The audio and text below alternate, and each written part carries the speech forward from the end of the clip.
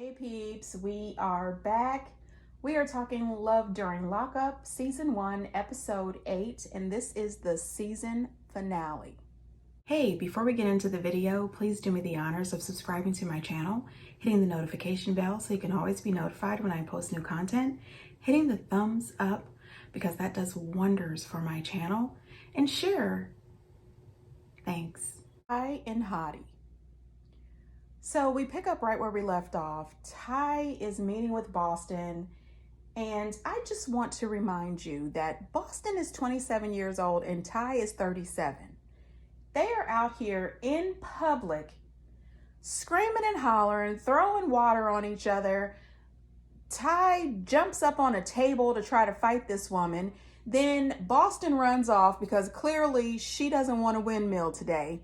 And she is trying to get out of Ty's way when her best friend decides that she wants to stick up for Boston and go after Ty. Now, let me tell you something. I am too grown for that.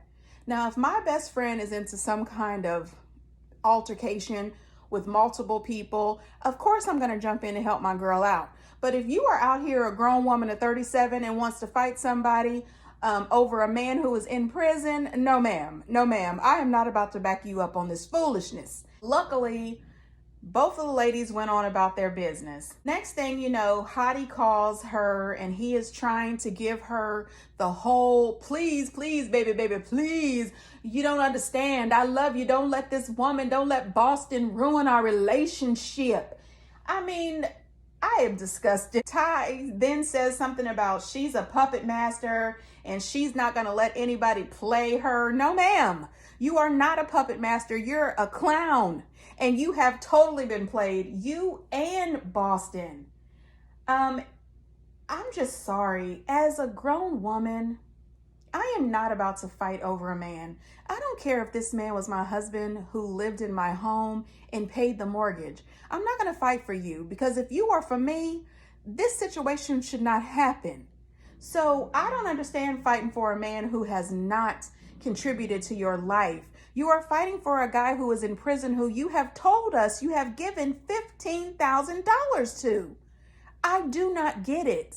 Both of these ladies are wasting their time fighting over this man. I just don't understand it. This is drama that they are creating for themselves. This is stress that they are creating for themselves. I really wish that Ty could get some mental help, just so that they can teach her how to find some love within. There is something that has happened to this woman and she needs some healing. And this inmate shuffle, this inmate let me fight you for my man, this let me send you $15,000 when I am a single mom of 3, just does not make sense to me. It's not logical to me. It just does not compute.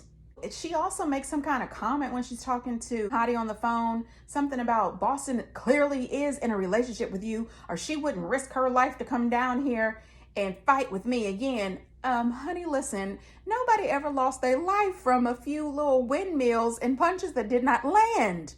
Maybe you should take a kickboxing class right after your mental health appointments. You know, go to your 1-hour therapy session and then, 45 minutes to an hour kickboxing class or something.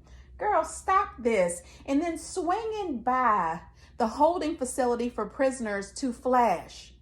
You were just upset that she put your nudes out there. And now you're in front of a facility flashing your boobs to people, and you are 37, which is closer to 40 than not. And you have 3 children. Girl, if you don't go somewhere and set the hell down.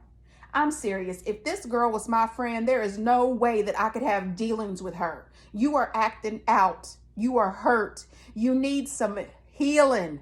Please see somebody, your local pastor, rabbi, priest, I don't care. Go see somebody. Haley and Dalton. Now, honey, listen. This girl is back in the land of hoodwinked and bamboozled. She refuses to leave there. I also need her to have a few meetings with Buzz and some mental health visits. She ends up going to hang out with her friend Emily. Emily sets up a gondola ride for her and then tells her that she's into her. She'd like to be more than just friends. And Haley acts as if this is surprising. I said, ma'am, who sets up this romantic gondola ride if they are not interested? She tells her that she was nervous to tell her because her situation with Dalton. And then Haley kind of shucks and jives and fools us a little bit. She says that when she is around Emily, she feels all, gooey in the middle. You know what I mean? I'm paraphrasing. And I said, well, listen, I would much prefer you to date this Emily girl, somebody that you see, you can physically touch, you can spend time with, and somebody who preferably hasn't asked you for $25,000. I'm just saying. And then later we find out Dalton has had one of those amazing prison artists sketch a picture of her and her son, and now all of a sudden, oh, Dalton, I love you.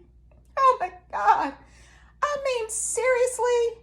That picture cost you $25,000. Wasn't it last week you were just crying about how you wasted all this time and money that you could have been spending that time and money on your son, Hendrix? And now all of a sudden it's okay because you got this little drawing and he wrote you a letter and told you how much he loves you? Girl, get your head out of the clouds. You know what? She tells him that she wants to make babies with him. Girl, you are a baby. You are a 26-year-old baby who is in love with Cruella de Vil. Well, I'm sorry. I wanted to feel bad for Haley, but anything that happens in this relationship with Dalton, you pretty much brought it on yourself. You really did. You had the opportunity to block him out of your life, return to sender any of his mail, stop taking all of his calls, and move on with your life with your son. And you decided to give Dalton another chance. Girl, that drawing does not equal love and honesty or respect. I don't know. I did see that current day, thanks to the money that she paid Dalton's lawyer, he's going to be getting out here soon. So I guess they're going to try to make it work. But I don't think it will work. I think she's going to end up in a world of hurt. And I did see on social media somewhere, I believe it was his mom, but I could be wrong. She posted on Facebook that Dalton will be on another season of Love After Lockup with or without Haley. So it seems that his mom is behind all this foolishness, and I just don't understand it. Maybe they both are trying to have their 15 minutes of fame. When she was all excited opening up that picture, I said, girl, if that's not one of them big checks, the big checks they have for the lottery or for Ed McMahon for $25,000, girl, put that crap in the trash. Yeah, no sadness for Haley. If you couldn't listen to your mama and his mama, girl, bye. Haley's mind is still in high school. Santiba. So current day, Santiba is still friends with Towsie's mom. And Towsie, allegedly, he's back in jail because allegedly he set his fiance's house on fire. The fiance then went to jail as well because she helped hide him out from the police. Well, now she's out of jail, but he's back in jail. And allegedly, and I'm going to keep saying allegedly because I don't have any money. I don't want nobody suing me. So allegedly, she's out here online asking people for money to help her restart her life because of Towsie allegedly burning down her house. So she said some condescending things about Towsie. Then allegedly Towsie's mom gets on Facebook and she reads this Kelsey girl for filth. So Santiba backs Towsie's mom up and she pretty much reads the girl for filth. Personally, Santiba, I think you dodged a bullet. You need to let go of Towsie's mama and let go of Towsie, period. The way he spoke to you when he called... The whole time you were sleazeball and using me. That's why. Sleazeballing you. I realized that I could do a whole lot better than you. Oh, really? That's why I did what the I did. Yeah, because I don't need you and I never did. Talking about he was calling for a little bit of closure. Give me a break. You were not calling for closure. You were calling to be a part of the show and to stick the knife in. He told her that he realized he could do better after he saw a post on her Facebook after he got out of jail. Dude, bye. You were not going to deal with her in the first place. You messed up when you said, after I got out of jail, I looked up your social media. Buddy, You were supposed to call her. She was supposed to pick you up from jail. You got out of jail and moved on with your life. And then you called her to try to treat her like garbage. Now, Santiba is the one that I do feel a little bit of sympathy for. Girl, you have got to stop this. You have got to get out of dreamland. She's sitting out there on a bench watching the boats go by, talking about how she sometimes dreams and hopes that a rich man will go by on his boat and stop and say hi to her, but she won't hold her breath. Please don't. Please don't. Please pick up your cell phone and call your nearest mental health provider. You need to get out of fairy tale land. You are not Cinderella, and your prince is not going to arrive like that. There are plenty of men out here that will love you and cherish you, but that's not how it's going to happen, Santiba. Santiba should have blocked him. As soon as she picked up that phone and she found out who it was, she should have hung up.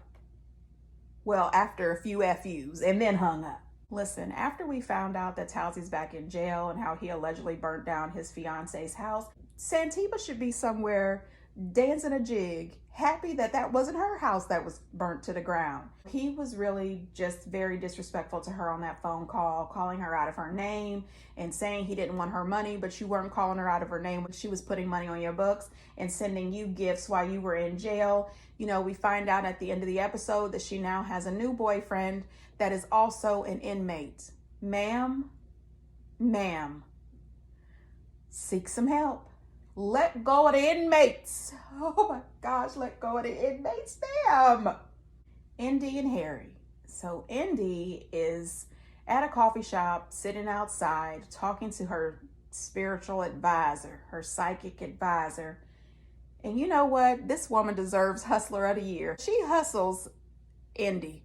Indy is out of her damn mind. I'm sorry. Ma'am, you are 29 years old, almost 30, and you are taking your life's biggest questions and handing them over to a spiritual advisor lady. I mean, serious. She asked the lady, was her and Harry gonna get married? She says yes. Then she asked her, was Harry cheating on her? And she says yes. Then the psychic advisor had the nerve to tell her that it's not emotional, it's physical, and she should just let him do it. Excuse me, ma'am, what? No, ma'am. No, ma'am. Oh, why would you do that? Girl, get on some damn where. She asked the lady, does she think she should move back to Ohio with him? I mean, oh, God. What is wrong? What is wrong? She says she is devastated, and she had thought at one time she might have a polygamy relationship because she had been cheated on so many times before. Therapy would help you, ma'am. Girl, please stop with this. You need to go work on yourself. Be there for your 2 children. Girl, please stop this. Seriously. My thing is this. I think that Indy is a very beautiful girl who is extremely insecure. And she says that she's confident in everything, but no, ma'am. There is nothing about you that reads, I am confident. There's nothing about you that reads, I am independent. None of that. You are being played. Harry is 23 years old and you are 29. Harry's been in jail since he was 17. He is not ready to be in a committed relationship. That is why he is cheating. That is why he is at the halfway house drinking alcohol and smoking weed. And I would like to know, what licensed halfway house allows you to drink and smoke weed? I don't get it.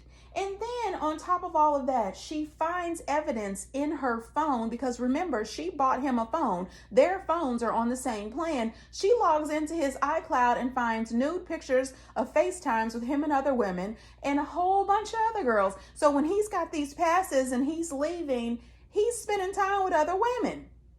Please let Harry go. We know that she doesn't because Harry and her are on the next season of Love After Lockup. And it's so weird to me that when she gets to her sister's house and she's talking to her sister says she thinks that Indy is too mature for him. Say what now? Say that again? Because clearly my ears were not working. No, ma'am, but there is nothing about your sister that is mature. And there's absolutely nothing about Harry that's mature either. Harry is a lying con man. I'm just saying. She said that she would be devastated if her and Harry didn't get married. And you know what, ma'am? It does not take a psychic or a spiritual advisor to tell you that, honey, you're going to be devastated. You know, when she gets him on the phone and he gives her that whole song and dance about, no, he's not cheating, you know, and then he tries to rush her off the phone telling her that he's ticked off with her attitude. She's not listening to him, so he don't really want to talk to her right now. I said, girl, listen, you told him about the spiritual advisor and he pretty much said the right thing. Girl, are you really listening to this spiritual advisor? But you didn't mention that you were in the iCloud and that you got pictures and that you know the truth. Girl, no. Please, I would have turned his phone off and blocked him on everything. Indy needs to really try to get in check with some common sense. Harry doesn't have children. He's been in jail all this time. And like the psychic advisor said, he is craving human interaction and physical touch. And she's not there with him to give him the touch. So he is getting it from whoever is willing to give. And you met him by seeing him on the TikTok. And so now he's out of jail. He's probably back on the TikTok and other women are interested. Now, I'm going to tell you right now, Harry is a very attractive young man. So I am sure that women are interested. I'm sorry, Indy, but Harry probably has a whole lot of women.